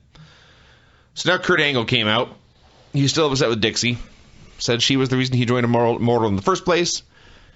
So whether they liked it or not, he was going to do what he does best, represent the company as world champion. He said, "For 30 days, you made Bobby Roode look like a hero. I made him look like a loser in 30 minutes. Roode, that's true. That is true. Roode came out. Couldn't believe Angle was going to take this victory. Couldn't believe Kurt had to screw him by holding the ropes in the pin. So there's nothing he could do. The crowd, he was about to challenge him to a rematch when the crowd chanted bullshit. Sting cut him off, pointed to a Roode got screwed sign. He announced a world title match tonight. The crowd chanted next world champ. And Kurt said Roode was dangerous, and that's why he had Eric Bischoff and Hulk Hogan put in a clause saying Roode only got one title shot. So he's SOL. This brought out James Storm. He said since Roode had been screwed, he kind of got screwed too. So he challenged Kurt for tonight. Kurt said, no, there's 10 contenders in front of you. Sting said, fuck you, you're wrestling James Storm. And, did we mention this was 39 minutes long? I think we recapped it here in maybe 6. God, if it was that long, I'd feel like killing myself. Yeah. 39 minutes. It finally ended there at that point. Sting booked the match for the main event. James Storm versus Kurt Angle with the TNA Championship on the line. Mm-hmm. Immortal confronted Hulk Hogan in the parking lot. They said they wanted to say goodbye their way in the ring. And by the way, yes, this was more talking. Yeah. If Hogan had any balls left, he would meet Bischoff one-on-one in the ring later. Why was Eric Bischoff challenging Hulk Hogan? Eric Bischoff suddenly decided I can beat up the Hulkster. Eric Bischoff had 4 men around him. Well, I guess that's true. A coward. Yeah. I'm sorry for nitpicking that. I will not nitpick the following, though. We had a wrestling match. We waited 42 minutes, and we got Winter and Angelina Love against Brooke, Tessmacher, and Tara. That happened. Yeah. I literally wrote... This is what I wrote about this match after waiting 45 minutes for a wrestling match. Tara got the hot tag and ran wild, broke down into a 4-way. Brooke made a blind tag and then hit a high cross for the pin. That's actually more than I wrote. That's my entire report of this match that I waited 42 minutes to see. I merely said that did not warrant a 40-minute wait. Tara hits a double clothesline, nearly falls down. Brooke wins with a body press. Mm-hmm. And I have nothing else to add. Jeff Jarrett called out Jeff Hardy. More talking. And in fact, this talking was exactly the same thing they did in the pay-per-view. Jeff Jarrett came out of the ring. Then he called out Jeff Hardy, who got his own entrance. They went face-to-face. Jeff said he was the founder of TNA. He didn't want Hardy there. Nobody wanted Hardy there. Told him to leave or suffer the consequences. This was where our friend noted that Jeff Hardy had excellent bone structure. Mm-hmm. She was a fan of his ink. Everything about him, really. We tried to tell her about his checkered past. It was to no avail. So,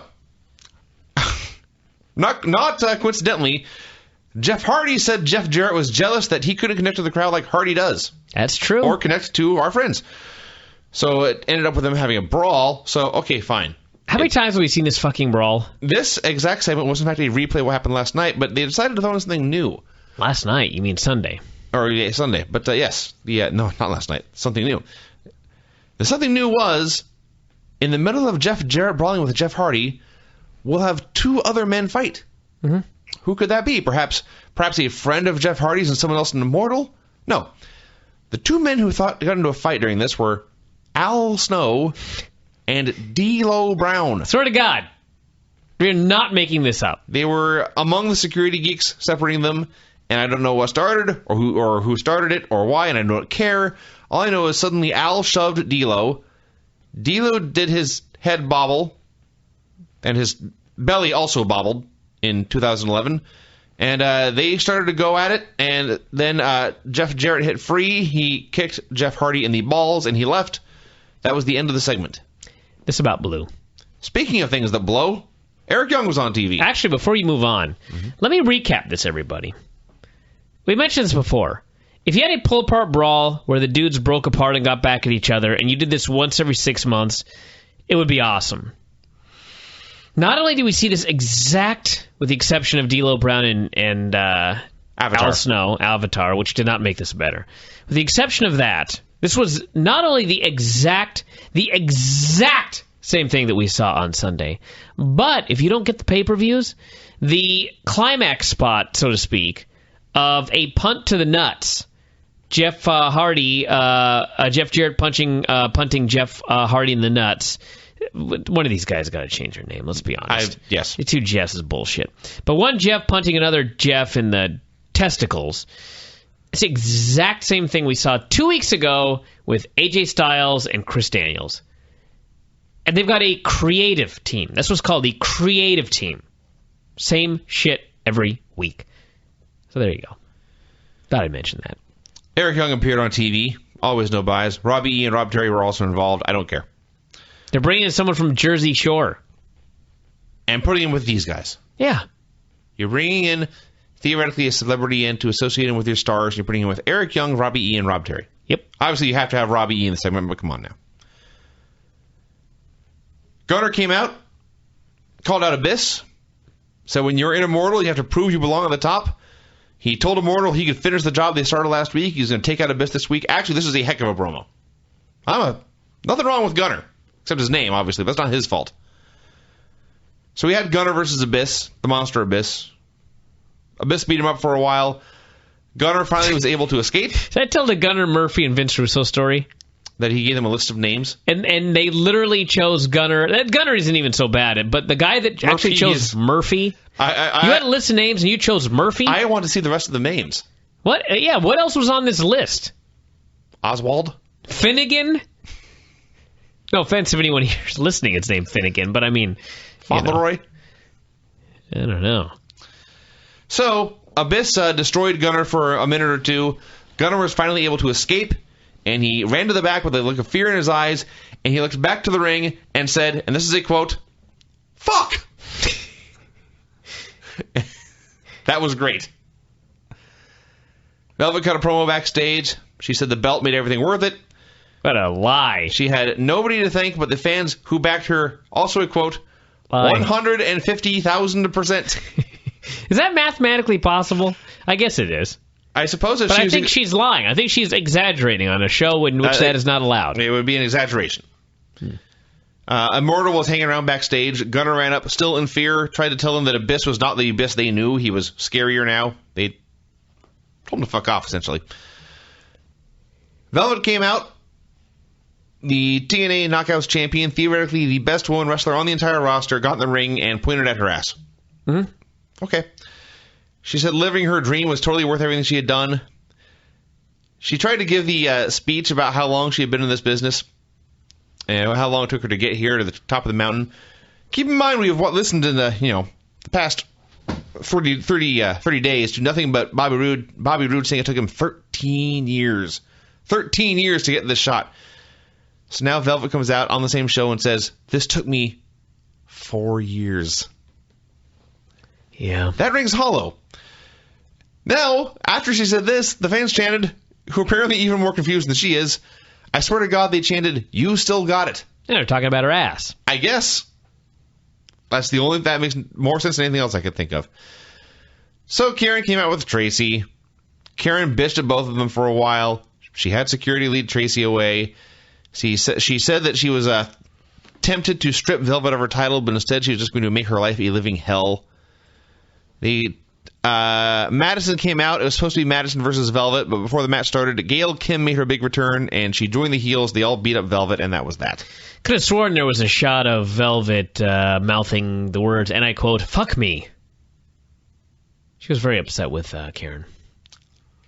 Or horny. I was going to say. The way, not sure which. Yeah, I think the way you emphasized that I did put the emphasis on the wrong syllable. Emphasis was unacceptable. I would much rather hear her say those words the way you said them than hear you say it the way you said them.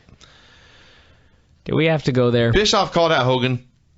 He took credit for Hogan's entire career. It was Bischoff when Hogan went face-to-face in the ring. The rest of Immortal was surrounding the ring. Finally, Bischoff hit him. Hulk completely no-sold it. So Gunner and Bully Ray and the other guy got in the ring. Steiner. And they were going to beat him up 3-on-1, but Sting came in with baseball bats to make the save.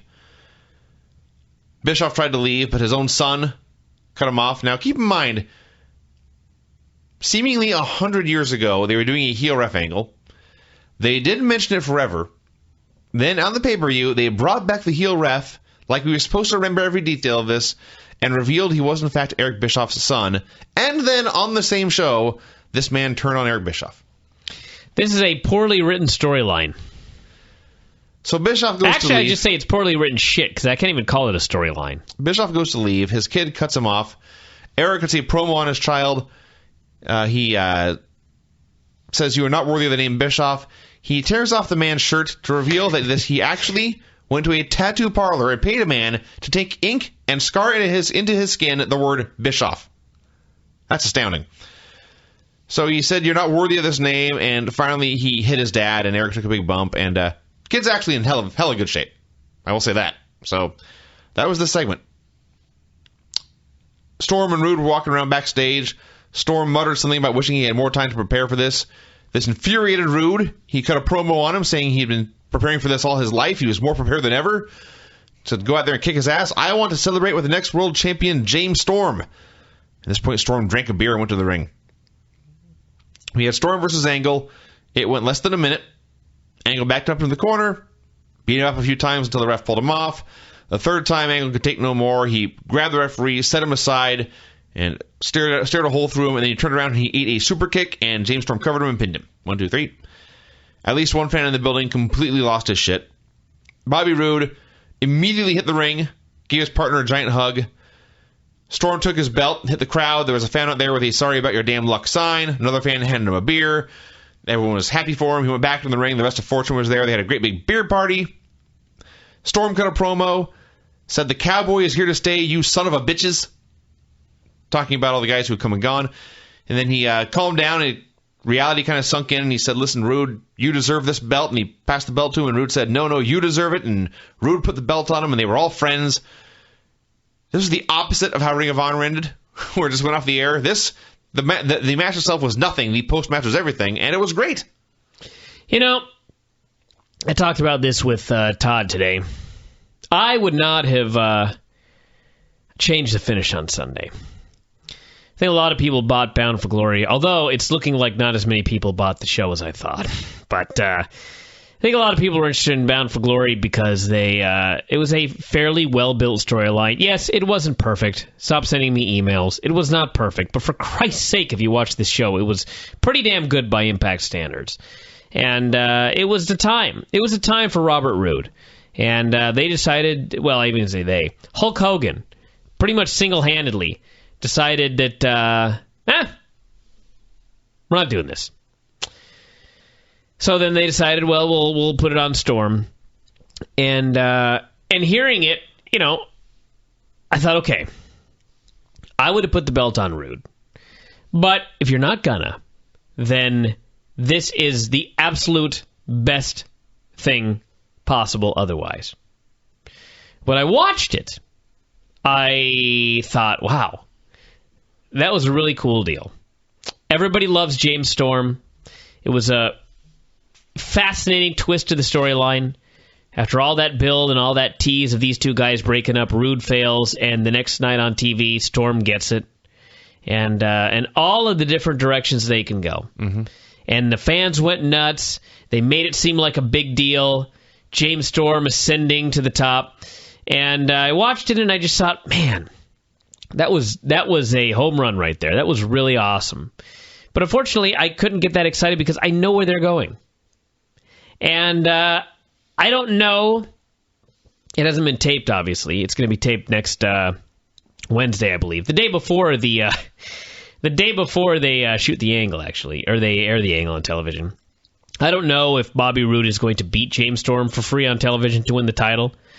But the very next fact week? that 2 weeks from now, Roode wins the number one contenders match. And by the way, who do you think he has the number one contenders match with to determine who gets a shot at James Storm? Kurt Angle? Oh, God, no, Vinny. All right. Kurt Angle can barely walk. That was why I was going to. That's okay, why I the thought next it was worst thing. I didn't read this. Samoa Joe. Samoa Joe. Yes. Number one contender, Samoa Joe. Yes. So they have a match, and of course, Samoa Joe loses. So James Storm gets his title shot at Bobby Roode in 2 weeks. Again, I don't know if Bobby Roode wins, but the fact that you're doing this fucking match for free on television in 2 weeks, you guys are complete idiots. Yeah. I mean, Jesus Christ. Sunday, everything got all fucked up, and what you came up with after Hogan pulled his bullshit card was something that actually worked out great in the storyline. And now you've already shot the angle to put that fucking match on TV for free in 2 weeks. I mean, you guys are just out of your minds. It just taints the whole thing for me. This was just so great. This was a really, really great finish to the show. And it worked out good in storyline. The fans loved it. And there's so many different ways you can go. Yeah. And where they're going is a match between these two guys in 2 weeks. I mean, it's just like, blows my mind. But the reality is, like I said today, Bobby Roode was supposed to win the title on Sunday. And they had a lot of different things that they were doing, both in storyline and promotional things they're doing and merchandising things that they're doing, all built around Bobby Roode as champion. So when Hogan decided he wasn't going to put the belt on Bobby Roode at the pay-per-view, I mean, if all of these things are already set in motion, you pretty much got to get the title on Bobby Roode ASAP. And so that appears to be what they're doing. Which begs the question, why did you let Hulk Hogan... didn't you just put the goddamn fucking cocksucking belt on him on Sunday? Because they're idiots. That's the answer, because they're idiots.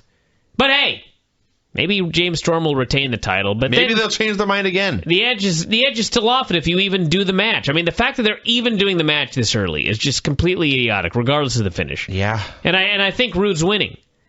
I mean, he may not, but I think he probably is. So anyway, this was I can't even say it was a good show. I thought the end of the show was very good. We did not need 42 minutes of talking about shit nobody cares about. I mean, really. No one cares about who runs the company. Nobody gives a shit about it. Nobody cares about Dixie. No one ever has. No. If TNA were doing more than 8,000 buys, then you could argue that people care about who runs the company. But no one cares who runs the company. People just want to see some feuds made and settled. And the closest they got to that was Bobby Roode and Kurt Angle, and what a finish we got. Kurt Angle beating him on Sunday, and then losing it to another guy. And now they're going to do the match anyway. It's just... it's depressing. Same old shit, different year.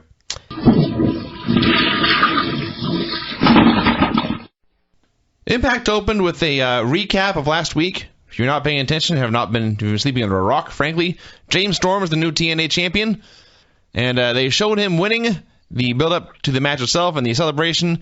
And there was a bunch of never-before-seen footage here of James Storm immediately backstage getting emotional about his father, talking about all he had done. They showed clips of him, indie matches of James Storm in like high school gyms with basketball hoops above the ring and early TNA stuff. And this was a pretty good package, but honestly, it should have been a bigger deal. And not something shown basically during the opening credits. They buried it. They buried this video package at the location. They played it on the website last week, Vinny. Oh, well. Yeah. So, Storm came to the ring. He has new music. He talked about watching WrestleMania with his father, Said he and his dad did 3 things together. They played football, they watched NASCAR, and they watched pro wrestling. And he raised his belt to his father, who passed away when he was 12, and said, "Dad, I'm the champ." And he said people told him he wasn't big enough or fast enough or pretty enough, and he didn't kiss enough ass, but here he was. He thanked the fans for getting him to making his dream come true. He brought out the guys from Fortune. He thanked all of them, and he said that Bobby Roode got screwed at Bound for Glory. He wanted to give Bobby Roode a title shot when who should come out but the fat loser Samoa Joe. Minus 10 points. Minus 10 points in the tournament. He came out and he said that he had been a part of this group once. I have zero memory of this, of Samoa Joe ever aligning himself with these men. So he compared them to Immortal, said they were the same thing, just keeping playing favorites amongst themselves and trying to keep everyone else down. He challenged James Storm to defend the title against himself, and he called himself, this is a quote, the most dominant force in TNA. Mm-hmm. A lie. Storm called him a loser several times, called him a dumb bitch, pointed out all the losing Joe had done lately. He lost to Crimson, he lost to a bunch of other men. So Sting came out. He was wearing street clothes and sunglasses, no makeup, but he did have his gloves on. That made me laugh. And Sting is in charge, and for no apparent reason, he booked Samoa Joe versus Bobby Roode in a number 1 contenders match tonight, with the winner getting a title shot next week in Macon. Then he disappeared. We never saw Sting again. For that matter, we never saw James Storm again. They brushed him under the rug and moved on with the show. Yes. Other than that, the segment was... Well, we saw James Storm at the very end of the show. We did? Yeah, he came out on the ramp after Bobby Roode won. All right. Well, yes. But, yes.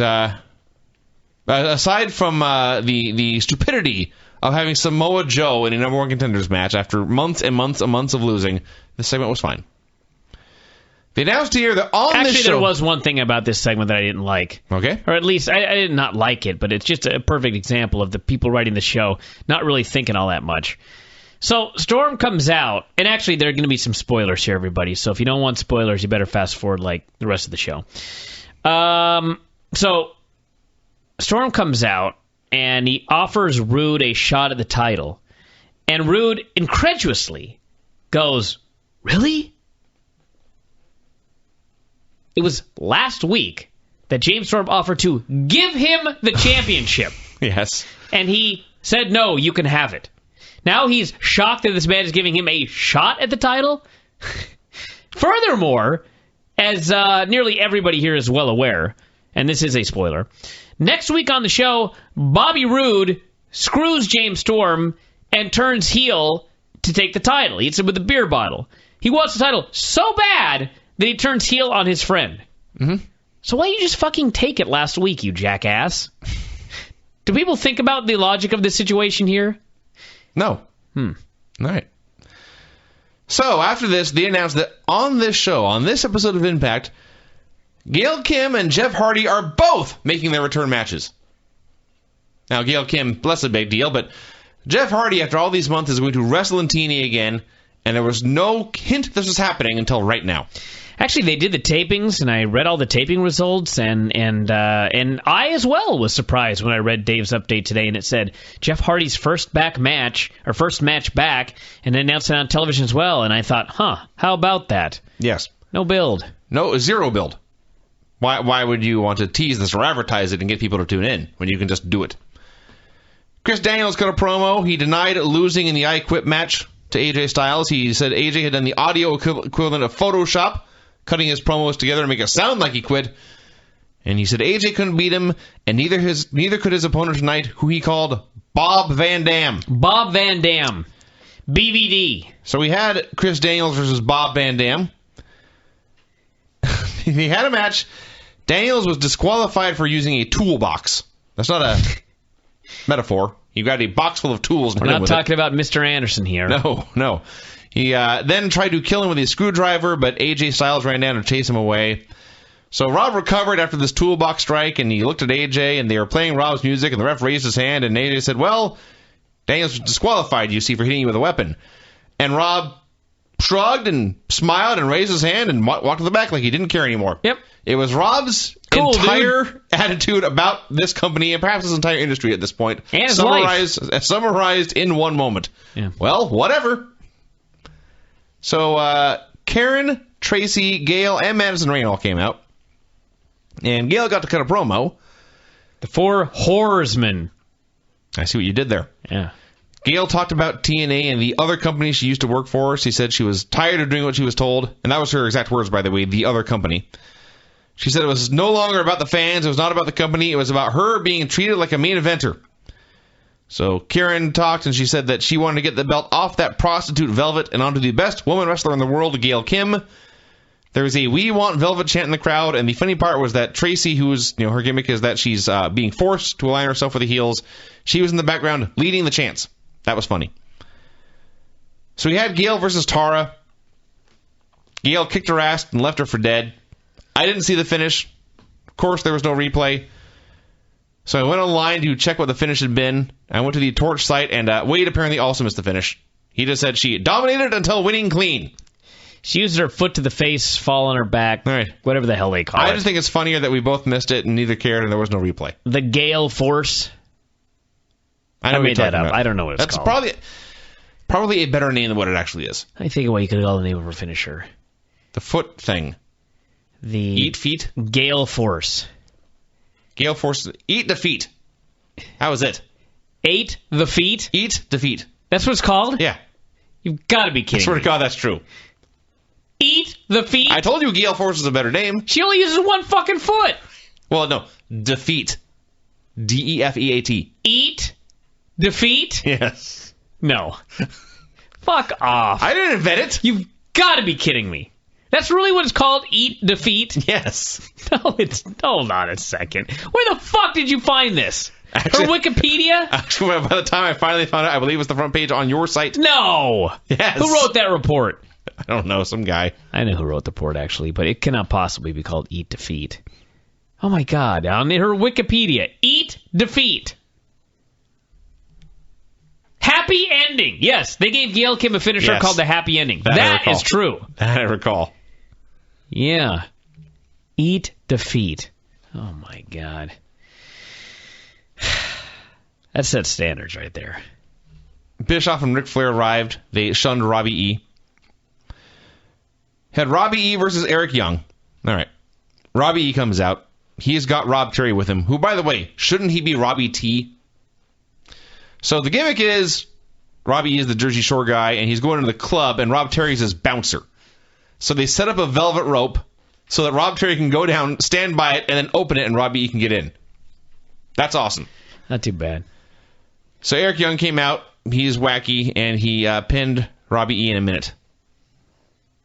And all I have to say about this is that it occurred to me that someday, if I was in charge of the world, I would have just for one match as an opportunity to book the wackiest, goofiest, and perhaps worst tag team of all time, Rob Terry and Mason Ryan as a team. Two big, clumsy, musclehead Welshmen. Have Charlotte Church do the ring music. Vince. Money. This is the entire decade of, well, the entire first half of the 90s. And second half of the 80s. Didn't work? But none of them were Welsh, you see. Oh, I see. Yes. How about the Kim Plant Buster? No? I'm fine. That's better than Eat Defeat. It probably is. You're not topping Gale Force. Gale Force is a great name. All right. So, anyway, they beat up Eric Young here. And Eric said, "You hit me in the stomach." That's what he said. He vowed to bring in, this is a quote, "the Jersey Shore's Ronnie." Mm-hmm. And he said, "You're going to see us fist pumping." Tepid reaction. You're going to see us fist pumping in Macon, Georgia. So this is the whole build of this. They had about a 4-minute segment with 60 seconds of actual wrestling. And, no one cares about any of this shit.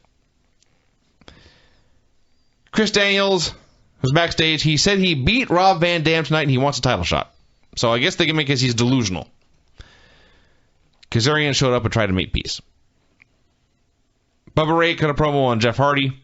Said they know each other for years. He didn't respect him. He never respected him because rehab is for quitters, he said. So then things got irritating. They got irritating here and then great very shortly thereafter. We had a Garrett Bischoff video package. Yes. They showed him as a referee, as Jackson James, doing fucked up finishes and scream baby faces. This went all the way back to 2010. They showed this package like a month late. They randomly reminded us there was a ref named Jackson James at the pay-per-view. They revealed he was Bischoff's son. We were supposed to care. We were supposed to remember all of this. 2010. Last year. No one remembered anything. So they showed this here. Too little, too late. Then Eric Bischoff came down to the ring. The fans were chanting, "We want Garrett." These fans were lying. Let's be honest.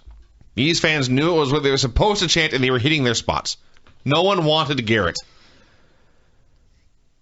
So Bischoff called Garrett down to the ring. He cut a promo on his son, which included the line, "I did not waste perfectly good semen on somebody who would fail me when I needed you most." Semen! That's what he said. Comedy. That wasn't supposed to be comedy. No. He was just talking about his semen. Perfectly good semen. I don't know about, well. That's what he said. I'm not judging it. I'm just telling you what he said. So he rambled on for a while, and the gist of all this was that by the end of the night, either Garrett would apologize or Eric would kick his son's ass. Took him a long time to get there. And then came the best part of 2011. I gotta see if this is on the Impact site. It better be, because it probably isn't, because I know these people. You and I are not going to be able to recap this. Dumbasses. Here is what happened. I will tell you what happened, but that will not explain how great it was. Ric Flair met Garrett Bischoff backstage in a hallway, and he cut a promo on him about how he was not enough of a man. He was just a punk, and he needed to learn respect, and they were going to beat respect into him. And then he walked away. I cannot tell you how awesome this was, except to say that it was one of the best crazy old man Ric Flair promos you've ever seen, with the added bonus of extra bitterness and cynicism. Yeah. If I tried to quote him, if I tried to read a script of what he said, it would fail. You had to be Ric Flair to make this promo as great as it was. I'm trying to find if I can find a video of this. Again, YouTube. They have videos on the site, you know. Here's a Ric Flair. Oh, here's the one in the ring. Damn it. It's not there. Oh, that's too bad. Yeah, this was the best promo of 2011. I know that people think that Here's TNA's wrestling channel. 5 hours, 7 minutes. Let me see if this is the whole thing. 5 hours? Oh, it was posted 5 hours ago. Oh. It's 7 minutes long. So I'm going to see if maybe they play more of it than I... Oh. They have... It's in Turkish. What? Doesn't help me. Come on. They have the Impact Wrestling post-show up right now on their own YouTube channel. Yeah. They're not getting anything else, unless it's on there. Basically, everybody, what happened was Flair came out and said, "Listen, I was excited when you broke in because this business needs men." But he said the operative word is man, not punk kids. He said Garrett was not man enough. He was not experienced enough. He didn't have the balls to be where his father was right now, which that was a funny line, by the way. He said the problem with the business today was too many young punks breaking in who couldn't even walk in his shoes 30 years ago, much less today.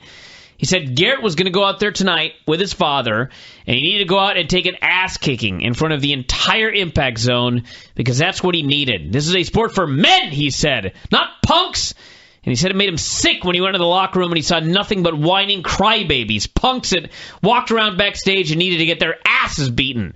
And he started slapping him around and said he had a problem tonight. He had a problem with Eric Bischoff, and he had a problem with Ric Flair. So he said, you better think long and hard about your life. Holy shit, this was great. This was great. Especially him slapping this kid around here at the end. That was even better. He did walk away muttering to himself, profanity, and something about slapping the shit out of him. Well, this isn't the original one, but we got the next best thing here. Here's Flair yelling at him at the end of the show. We heard earlier that Ric Flair might get involved.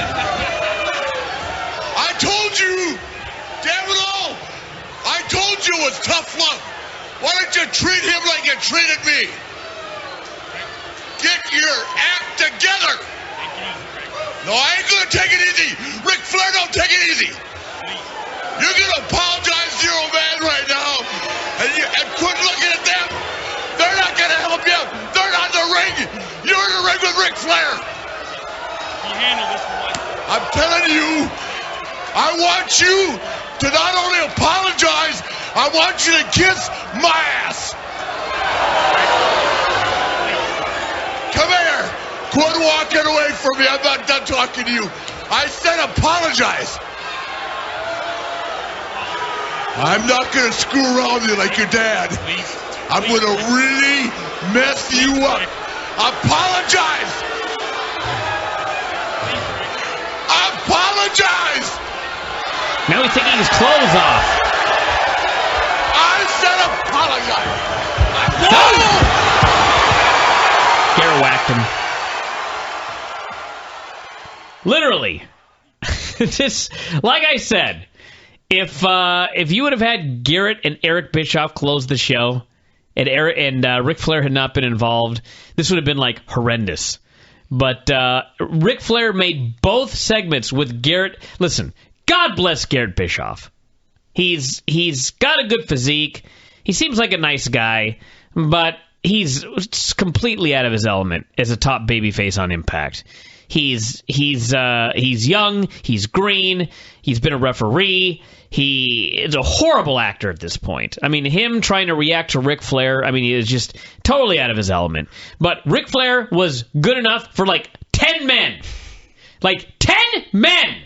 Which means if Garrett Bischoff was minus 8 men, we still had a positive here, via my math. So this was awesome. Certainly positive. This was awesome. And the backstage thing was even better. The promo that Flair cut... Remember years ago when... who did Flair cut that promo on? Carlito. That's right. They sent him out to bury Carlito. Mm-hmm. Where the fuck is that one? I gotta find... Similar to... This was better. This was better. This was better. But the Carlito one was awesome. Here it is. Ric Flair gets mad at Carlito. Let's play this one. At least we'll keep you warm. Like I always do, you know? Yes, we do. See you, Rick. See you, Rick. Hey, where are you going? We're going to me. We told her we're going out. You going out? Hey, didn't you lose your match tonight? Yeah, but, you know, they cheated or something. It's cool. It's cool. You realize there's a triple threat main event match going on tonight, live on Raw, to see who goes to WrestleMania? You're telling me it's cool, you're leaving? You're not going to stay and watch the show? Carlito's not in the main event, so what do I care? Have you ever stopped to think that there's a reason why guys like you, and I'm talking about guys like you, are not in the main event? That's right, why you're not in the main event is because maybe you're a lazy, underachieving son of a lucky to be walking the halls of this building, lucky to be on the Raw roster, lucky to be here at all. You're really pissing me off right now. What the hell's your problem? My problem, I'll tell you what my problem is. Guys like you, that have no passion, no guts. You want all the money, you want all the glory, you want to fly first class, you want to walk around with someone like her. You don't deserve it. You haven't worked for it. You haven't bled, sweat, and paid the price to be here. That's what's driving me crazy. I'm walking this hall trying to figure out why guys like you are taking my spot. Yeah, guys like you are taking my spot. I've been here forever, and I'm going to work to stay here. McMahon told me today, if I want to stay, I got to prove it to him. You want to stay, you got to prove it to yourself. It's not cool, it's pathetic. It's pathetic. I'm walking around trying to figure out what my name is, and you're leaving before the main event? Yeah, me. Sometimes I walk around trying to figure out who I am, and the whole goddamn world knows who I am. Except me sometimes. And you're leaving. Awesome. That was great. Sucks to be Carlito. I am... Wow. Well, I'm sure somebody will send me the Garrett Bischoff one. We'll have it soon. I may have to retract my statement about which was better. But they were both great. Oh, my God. This was just so awesome. This was so awesome. So there you go. And you know what? I don't even want to say this. But what the hell? Flair could make Garrett Bischoff look like a man in the ring. You know what I mean? Mm-hmm. Maybe not today. You know, I really don't need to see Flair wrestling again. Let's be honest. But if this were 5 years ago or 10 years ago, Flair versus Garrett Bischoff, that'd have been money. Nowadays, I don't need to see it. Flair, honest to God bless Ric Flair. I thought this promo was awesome. He doesn't need to be wrestling no more. But 5-10 years ago, he would have made a man out of Garrett Bischoff. Anyway, this was fucking outstanding. Literally, I think this was the best promo of 2011. The Briscoes had a great promo a while ago, as we put up on the front page. I said was the best promo of the year, and people were outraged. The people that didn't know what they were talking about. But this one was probably better because it made it through the censors unedited. Well, he did mention balls. He got bleeped a few times. Did he really? I don't think he did. Towards the end, when he was walking away. Oh, that's right. When he said, I kicked your fucking ass or something. What did he say? Something about slapping the shit out of him. I slapped the shit out of you is what he says. He walked away. God damn, it was great. So, yeah, there you go. We had a Jeff Hardy video reminding us that everyone hates him. Then Jarrett came out ranting and raving. Same shit he's been saying, except he added that he wanted to know why Jeff Hardy didn't show up for a match in 2006. That's 5 years ago? I don't know what he's talking about. Well, the last story of Jeff Hardy is that WWE wanted him to go to rehab, and he refused. Okay. So he was immediately hired by TNA. Right. So his TNA run, suffice to say, was not without incident. Okay, yeah. And he was supposed to show up for a pay-per-view, and either he didn't show up or they fired him right before. I forget the circumstances, but he wasn't there. Great. And I'm glad you, professional newsletter writer, remember this because you put it in your newsletter. I guess technically I should qualify as that too. But the point is, seriously, I didn't remember this at all. And if I didn't remember this, the guy who does watch every week and does take notes on the shit, how on earth is anyone else supposed to? The reason I remember is because when he was fired or released from TNA or whatever happened right around Turning Point, I did not put the blame on TNA. It was a bad situation. And he was then subsequently hired back by WWE. Right, I remember that. Yes. So that's why I remember these things. So Jeff Hardy came out to attack Jarrett. They had a brawl. They were separated. The same thing they've done every week for a month now. And somewhere in here, Bully Ray attacked Jeff Hardy from behind, and they rang the bell, and suddenly that was it. It was just Jeff Hardy's big return. He was wrestling again. So they had a match. It was fine. Went to a commercial. Bully Ray got the heat. Jeff made his comeback. He had the Twist of Fate and Senton and won. And on this Senton, and I did not think that Bully Ray was out of position or anything, but Jeff came off with a senton, and the idea is that you do a roll through, and you know your shoulders land on the guy, but most of your weight actually lands on the mat. Jeff Hardy landed with his pelvis and all of his body weight right across Bully Ray's sternum. Ask Matt Farmer about that one. This looked brutal. Mm-hmm. And I remember the one you gave a senton to Matt Farmer, did the same thing, but there were two differences. One, I was there when you told Matt Farmer where to lay in the ring, and he was not there. He was way too far away, so it was his fault. Two, he was twice the size of you. That is true. And I realize Bully Ray is not a small man. He was the larger man here, but he's not nearly as large as he used to be, and Jeff Hardy ain't no midget. This looked bad, to the point where I decided that Jeff Hardy had to have been high right here. And by the way, the Turning Point situation, he did actually no-show the pay-per-view, but he claimed he'd had travel issues. He was immediately suspended. And when you get suspended in TNA, that takes a lot. In 2000, and actually it was 2005, Turning Point. Oh, 6 years ago. Mm-hmm.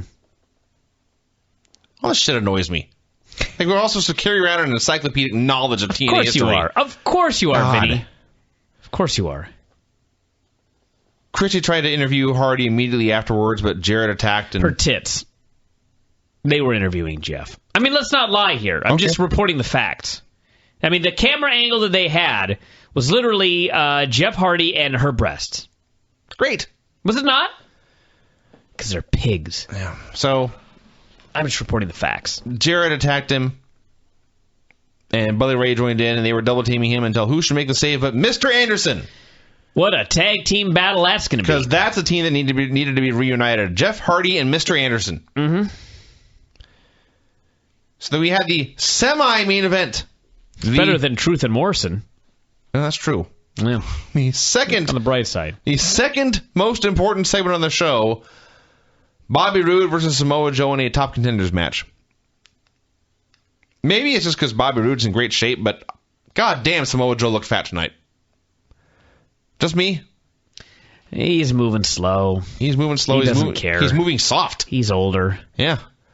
So they had a match. It was good. They've both had better, especially lately Bobby Roode. Joe at one point picked him up for a Death Valley driver, and he put the death in Death Valley driver, dropping him right on his head. And fortunately, Roode survived, and he came back and he got the win with a fisherman suplex. So there you go. Top contender for the world title. Now, with that silliness out of the way, let's move on to the real news. The real main event. This was good. It was good because of Ric Flair.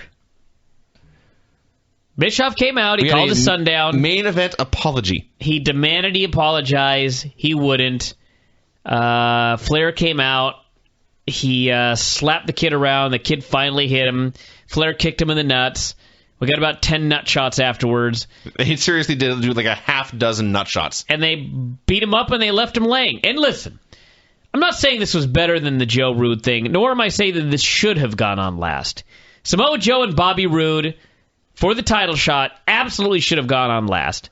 But this was not as appalling as I was expecting because at least Ric Flair made the thing great. That's all I'm saying. It still should have gone on prior to the actual fucking match to determine number one contender for the title after they spent all that fucking time building up Bobby Roode and all the other stuff they did. But hey, listen, you guys better hope, you guys better pray that Ric Flair is involved in all these segments because this is not the last you're going to see of Garrett Bischoff in the main event. Oh no. This is the last. This is I can't say out of control nepotism because it's very controlled. But yes, this is the most blatant, flagrant, shining example of nepotism I've seen in a long time. Literally weeks. What was the last one? I don't know, Hunter beating Punk and Hunter not doing a job at the last pay-per-view, even though Punk is getting a shot at the next pay-per-view. Do you know what nepotism means? At least son-in-law. I see. Yeah. All right. No, but even there, no, this is worse because... Yes, it's kind of silly what they're You're right. This is worse. This is worse. Hunter is still great. Yeah. Garrett Bischoff is still Garrett Bischoff. Yes, this is only going to get worse, everybody.